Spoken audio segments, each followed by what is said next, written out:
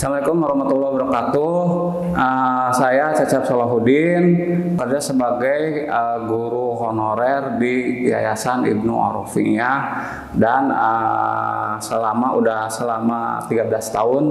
Saya mengajar udah hampir 10 tahun ya, dari tahun 2010. Kalau ngajar aslinya itu pertama itu di MTS dari tahun 2005. Cuman pengangkatan pindah Satminka ke SD 2010. Gitu, berarti udah hampir selama 10 tahun. Nah, dari 10 tahun tersebut mengajar di kelas 3, kelas 4, kelas 5 dan kelas 6. Kebetulan sekarang mengajar di kelas 6 udah 4 tahun. Di kelas 5 udah lumayan lama gitu.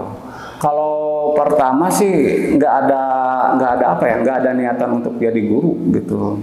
Pertama saya wira swasta. Berasa itu pekerjaannya itu apa aja gitu.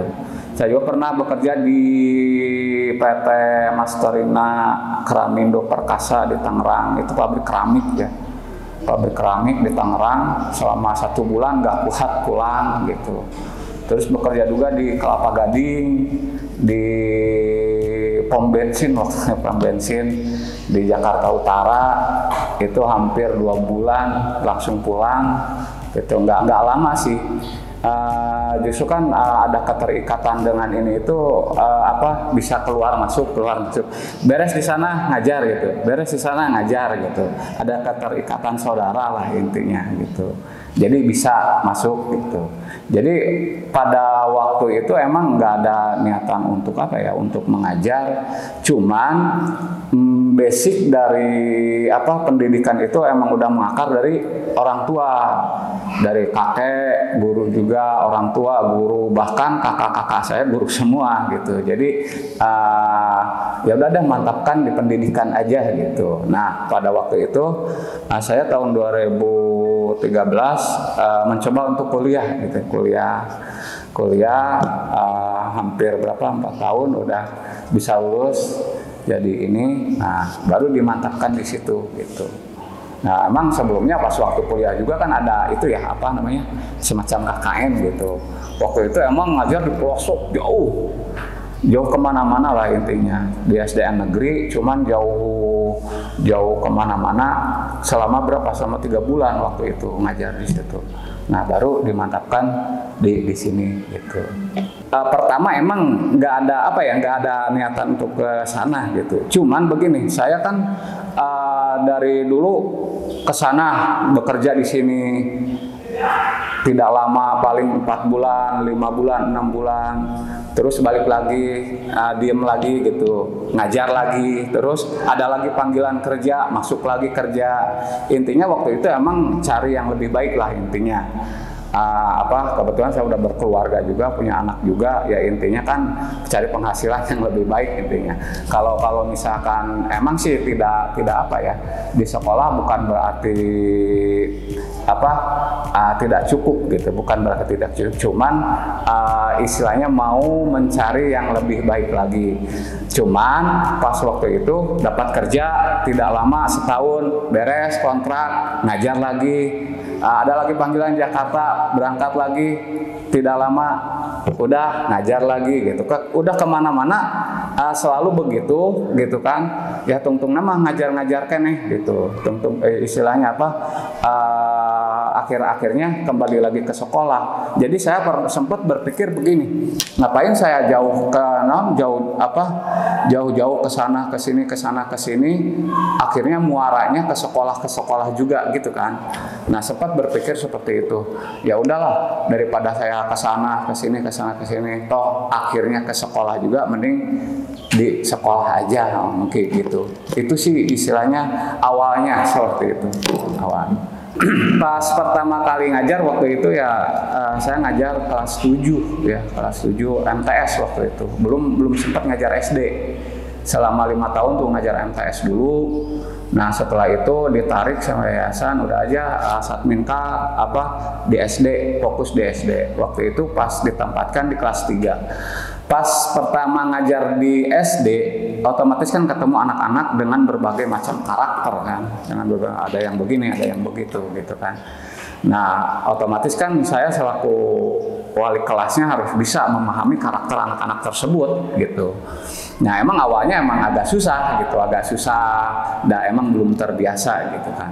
Tapi lama-kelamaan bisa menyesuaikan lah, bisa mengerti anak-anak karakternya bagaimana, kalau karakter seperti ini harus bagaimana, karakter ini harus bagaimana pendekatannya gitu.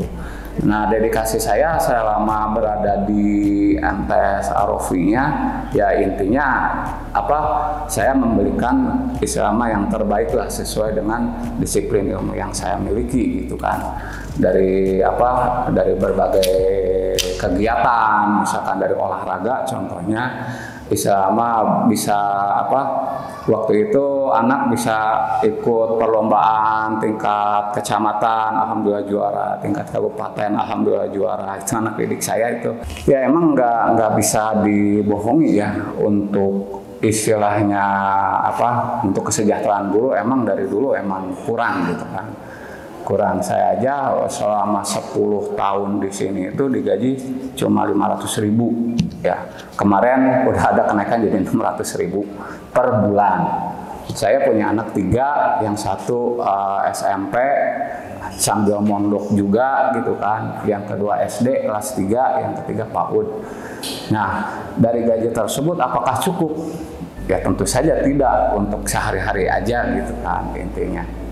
Cuman bagaimana solusinya ya intinya saya kan harus berputar otak ya untuk istilahnya ngasih ke keluarga tiap hari itu dari mana gitu ya. Saya istilahnya luangkan waktu yang ada, misalkan bisa ke kebun gitu, ke kebun istilahnya bertani lah kecil-kecilan, nanam cabai, nanam sayur, nanam ini gitu kan. Jadi secara tidak langsung untuk kebutuhan dapur ya terbackup lah intinya, walaupun cuma sedikit ya intinya kalau misalkan bumbu-bumbu atau sayur-sayur mah insya Allah ada gitu. Harapan saya sih sebagai guru dan mungkin mewakili guru-guru yang lain juga gitu, intinya selalu diperhatikan istilahnya dari kesejahteraan guru gitu, dari ininya lah gitu, dari kesejahteraannya, dari gajinya gitu. Itu aja sih intinya. Soalnya kenapa? Soalnya untuk menjadi seorang guru itu emang kalau dilihat itunya gampang-gampang susah. Kalau mengajar sih gampang ya. Kalau mengajar gampang, semua orang juga bisa. Cuman yang mendidiknya itu yang susah, mengarahkan anak-anaknya itu ke arah yang lebih baik itu susah. Soalnya tiap anak itu kan mempunyai karakter yang berbeda-beda gitu. Ada yang bisa cepat, ada yang lambat, ada yang biasa aja gitu. Jadi harapannya itu aja. Tolong perhatikan intinya kesejahteraan guru, kegiatan-kegiatan keagamaan, misalnya ngaji, sholat dan seterusnya. Gitu. Soalnya kan basic guru di sini emang nggak jauh dari